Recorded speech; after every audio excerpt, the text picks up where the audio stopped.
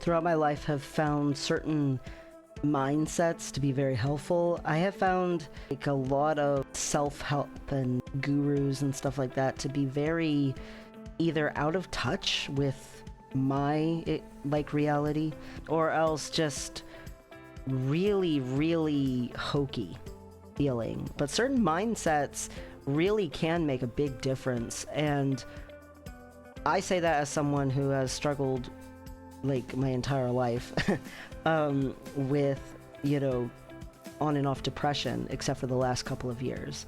You go more than 30 years like in a non-stop state of dysthymia and misery, and it can be really hard to get to certain good things.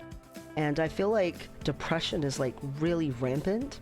Struggle is a real thing for more than 50% of the country, and it's not addressed enough. Like, I see so freaking much stuff about, hey, let's help you get successful and have the good life, and oh, everything's gonna be great and all this stuff.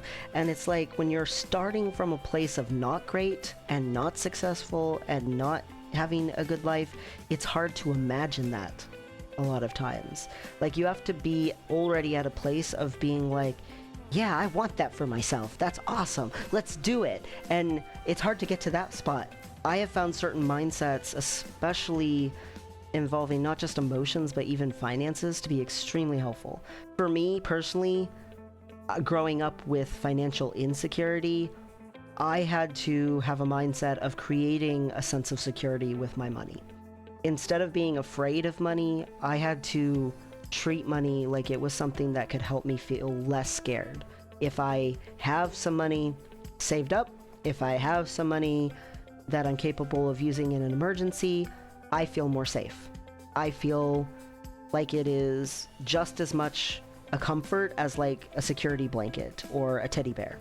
It is a way of making money less overwhelming, less stressful, less scary, and instead it actually helps reduce my anxieties, reduce my insecurities. So having some sort of a backup fund of any kind automatically reduces my stress levels, just like having backup, stuff that I use a lot. Like, for instance, I always keep an extra thing of toilet paper. I know things will be okay, because in reality, I've lost my job before because of some really dumb reasons, and reasons that I could not have foreseen or expected in any way, shape, or form, and it's been like a massive blow. And it can be hard to find another job sometimes. Sometimes you get another job pretty quick, and sometimes it can be like months and months, and you're like, holy crap, this is horrible. So it makes me feel a lot less distressed to have extra money. And to have extra money means not being in debt. But it takes a lot of self-discipline to pretend like that money's not there. So I am not in any way, shape, or form trying to say, oh yeah, everybody can do that. Because A, not everybody can spare having an emergency fund. Like, their budget is so extremely tight, there's no way.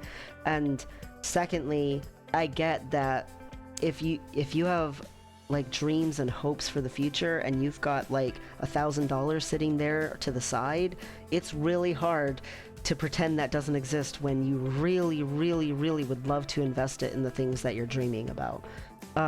So I get that, for real.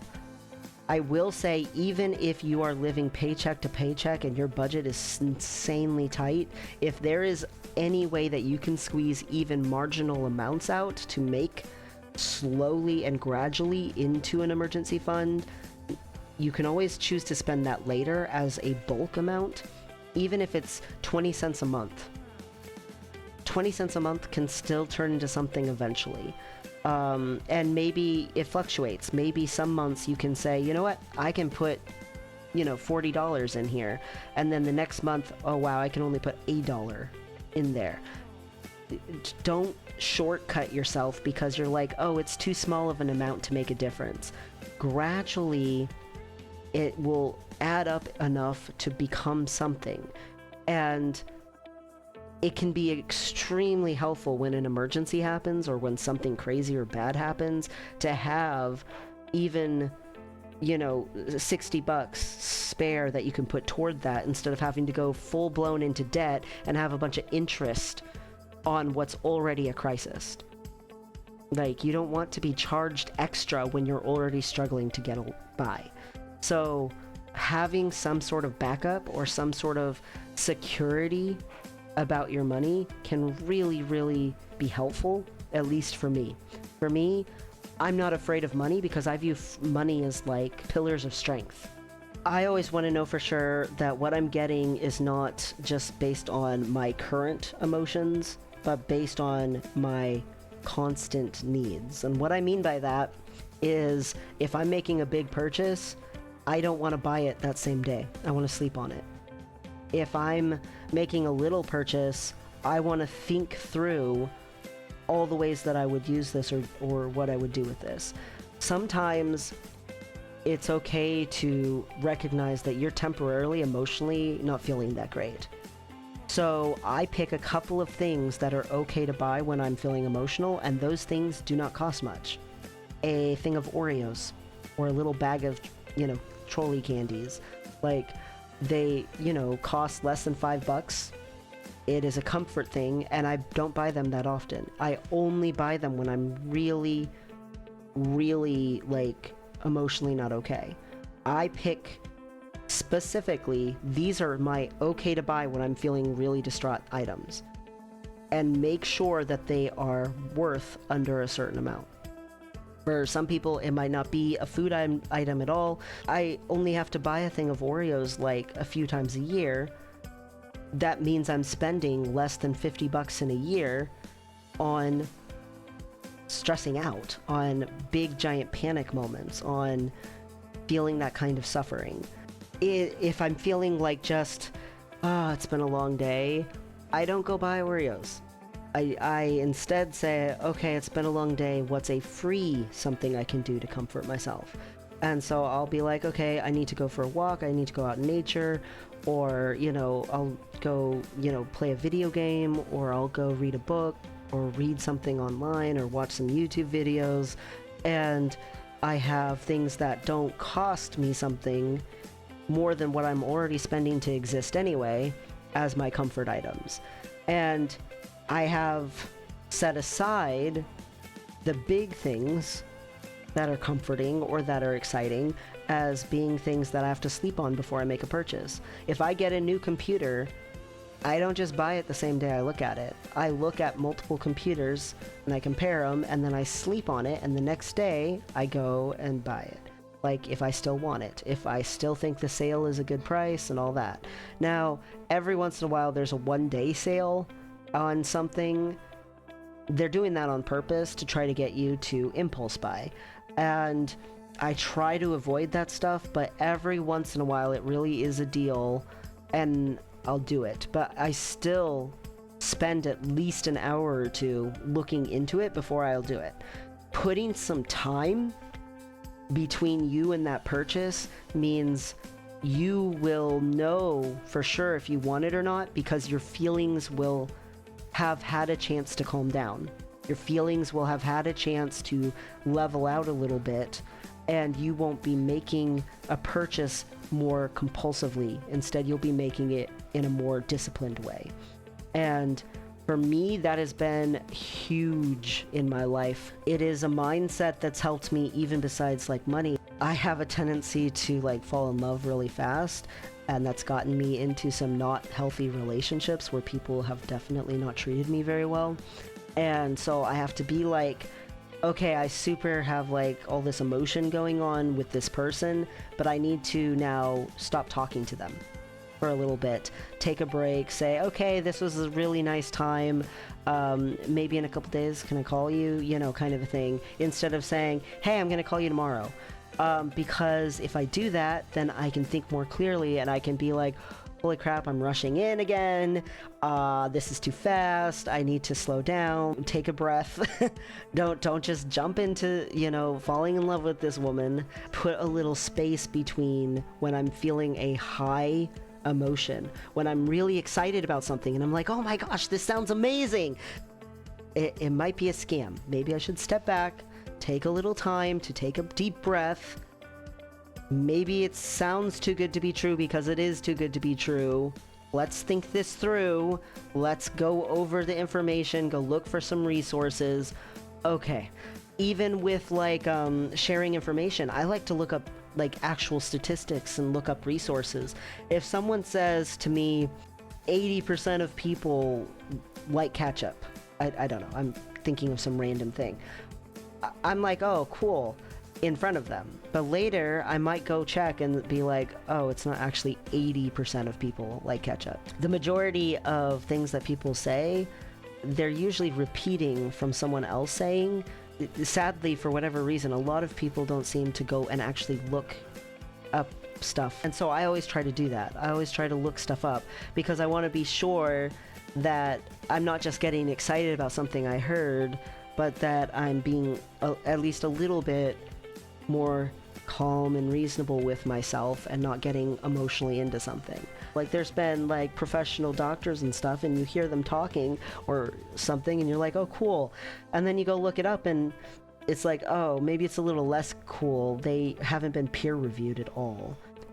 Try to put a little space between you and the thing you're emotionally investing in, at least for just a little bit. If you sleep on it and the next day you are still just as excited, just as passionate, just as whatever, and you've thought things through, you've done the reasoning, go for it by all means. If you go look at a car and the salesman is like, yeah, I'll give you a deal on it, all this stuff, don't buy it that same day. Go back the next day and be like, you know what, I am willing to risk the car being here still versus me making a purchase that I could severely regret. Same thing with houses. It seems like, oh, wow, this might be the perfect house. I have to rush into this. There's going to be competition. I've got to spend more. I've got to make it happen. And in reality, most houses that are built nowadays are pretty cookie cutter. Like, a lot of them are just repeat of the same models of houses. It's not that unlikely that you're going to find a house that's semi-similar unless it's a really, really like artistic, hand-done thing by, like some special architect or something. Like, in reality, most houses don't have so much personality that you're not going to be able to find another one that's at least somewhat similar.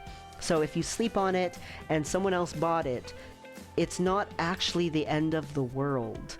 You can get another one. You don't have to live in a state of regret just because you paced yourself a little bit. Put a little bit of space between when I'm emotionally jumping to something and when I actually follow through about what I'm going to do about that something. I've had to come to the point where I have a mindset of I am learning at all times. And am I learning something good or am I learning something bad? Am I learning a good habit right now or am I learning a negative habit right now? Because I'm learning something at all times. 100% of the time I am gaining an experience, I am absorbing information, stuff is changing or shifting. Sometimes even while I am talking, like I feel like I'm learning from something I'm saying to myself. I heard it said once is that 40% of information that we encounter, we immediately start losing that information by the end of the day. 40% of the information just sort of doesn't fully absorb into our brains. So say you're learning how to, play a piano. When you go to play the piano, the first time that you're learning to play it and the teacher's giving you the lessons and stuff, 40% of everything they said by the next day, you're not going to remember. So you don't retain everything that you learn 100% of the time. And there are things that you can do to help you retain that, and one of them is practice. And the reason practice is helpful is because if you do something and you lose 40% of it the next day, by the next day, if you do it again the next day, you're relearning that, and you're probably relearning some of the information that you lost.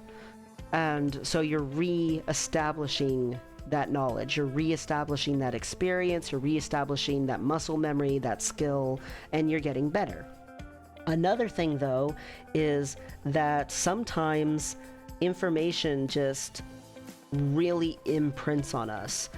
Sometimes it's trauma, and sometimes it's like a really amazing memory that we just for the rest of our lives, we can't forget that one person who was super kind to us, or that moment when our life was saved, or, whatever it is. And sometimes information like fully just imprints on us, and you're still learning in any of those situations. When you make a mistake, it's not a failure, it's a learning situation. And that one's been very hard for me. Even when you're just like washing the dishes, you're still learning something while you're standing there, scrubbing, kind of zoning out.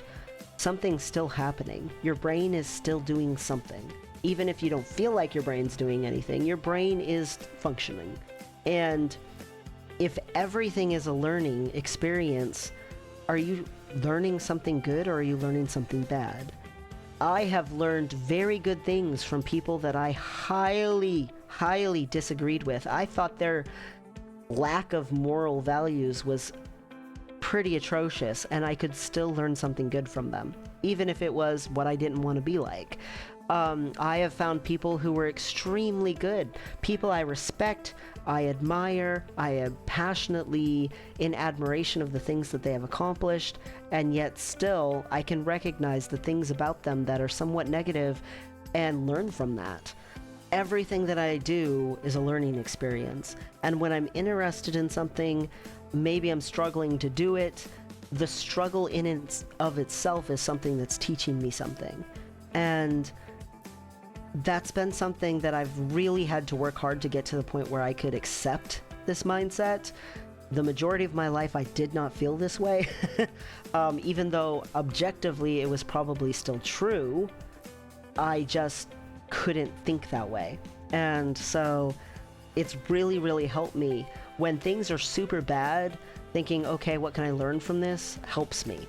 When things are really good, it's like, wow, how can I learn to keep this more often in my life? It helps me.